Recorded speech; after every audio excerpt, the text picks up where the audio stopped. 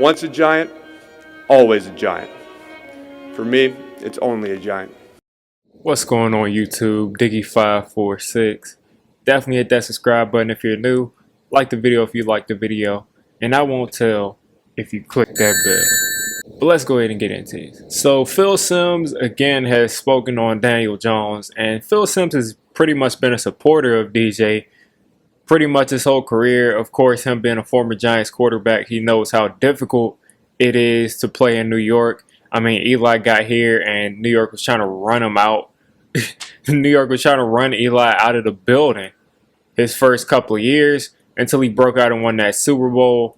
And Phil Simms can definitely understand too because he dealt with similar things. He struggled at the beginning of his career.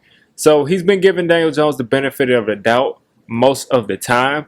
But this is the first time you've kind of seen Phil Simms kind of sway over to the middle and not necessarily a huge supporter of DJ. I think he still believes in him, but he spoke pretty matter-of-factly. He said that if Daniel Jones this year goes 8-9 and he plays well, he looks like he's improved, then Giants fans will probably be happy. He says if Daniel Jones goes 8-9 this year and he's the reason that they're 8-9, meaning that they could have done better record-wise, if he would have played better, then, Giants fans are going to be disappointed. And I kind of agree with that. I think if the Giants go 8-9 this year, I do think that will probably be because of a couple of missed opportunities. And missed opportunities usually mostly come from the quarterback.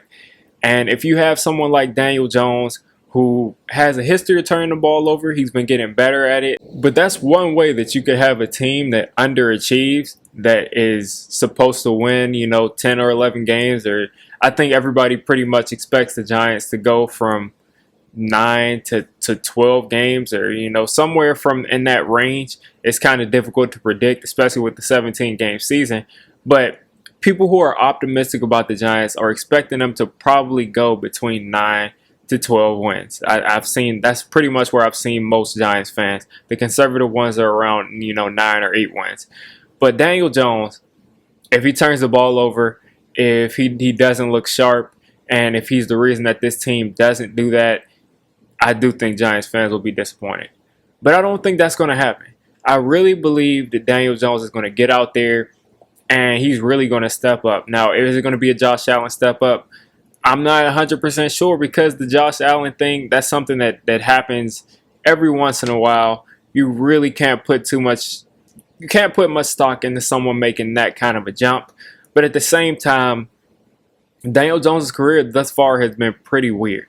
I mean, his first season, he threw 24 touchdowns in 12 games. And then the next season, he throws 11 touchdowns in 10 games or 11 games, I think. Either way, he played more games. He played 14 games last year. He played more games his rookie year, his second year, but threw less than half of the touchdowns he threw as a rookie. So those stats are kind of weird. A lot of people are saying, do you really expect Daniel Jones to take a leap from 11 touchdowns to even, 28 touchdowns? I think that's pretty realistic because if he had not shown the track record of being able to step up and throw those 24 touchdowns that he did have a couple of 4 and 5 touchdown games, but who gets, that many touchdowns per game? Because I'm pretty sure if he'd have played that whole season, the pace that he was on, he'd be around 31 touchdowns. Who gets the 31 touchdowns, throwing 1 touchdown a game? You got to have some 4 or 5 touchdown games. I think Daniel Jones has probably never had a 3 touchdown game passing. So that's probably where some people say it's either boom or bust with him. But you get those touchdowns by throwing, 4 or 5 touchdown games. That's how you get your total up. But Daniel Jones this year, he's going to have the number 1 receiver. Dak Prescott got Amari Cooper. He stepped up. Kyler Murray got DeAndre Hopkins. He stepped up. Josh Allen got Stephon Diggs. He stepped up. I cannot think of any young quarterback where people said that they were struggling, where people said that, that they weren't achieving the goals that the team set out for them because they were underachieving. All of those quarterbacks when they got a number one receiver, they became new players. They became almost completely different players. Look at Dak Prescott in Dallas. Dak Prescott, his first, 3 or 4 years, people labeled him Dinkin' Dak. People said that all he does is check the ball down. People said that he's a game manager at best.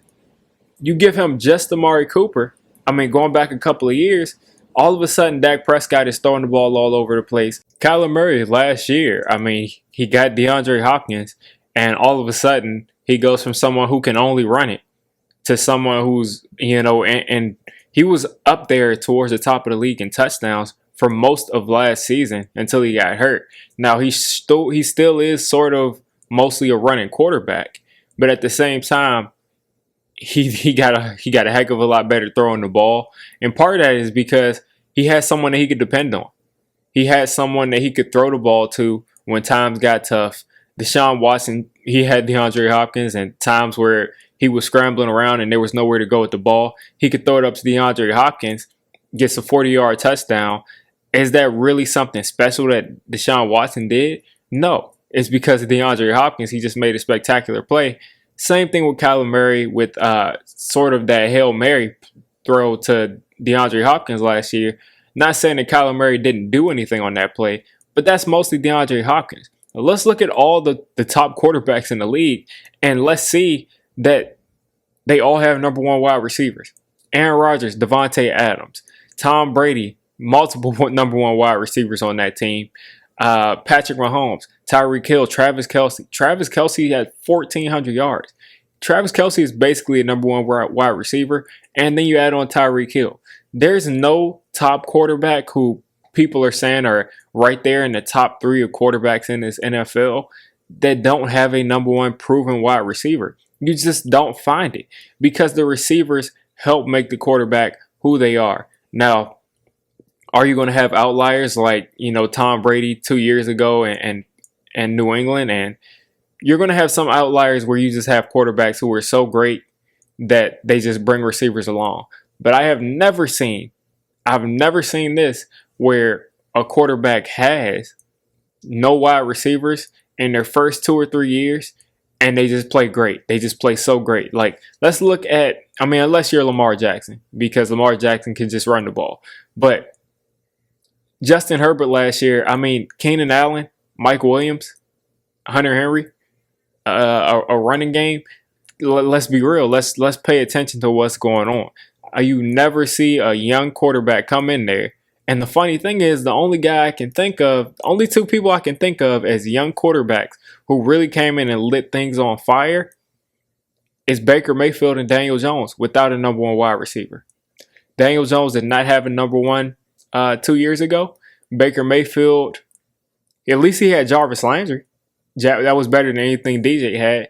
But young quarterbacks they absolutely need a number one level wide receiver. So Phil Simms pretty much just echoed everything that everybody else is saying. This is the prove a year for DJ. And I think it's time. He got Kenny Golladay. You add Kadarius Toney. You look at the depth of our receiving core as far as if this guy gets hurt and this guy gets hurt, these people can step up. We have never been in this good a shape. Even with Odell, we didn't have this kind of depth. So I think now that we've added Kenny Golladay, now that we've got that number one wide receiver, the sky's the limit for DJ this year. You guys tell me what you're expecting. If you made it this deep into the video, come on, just hit the subscribe button.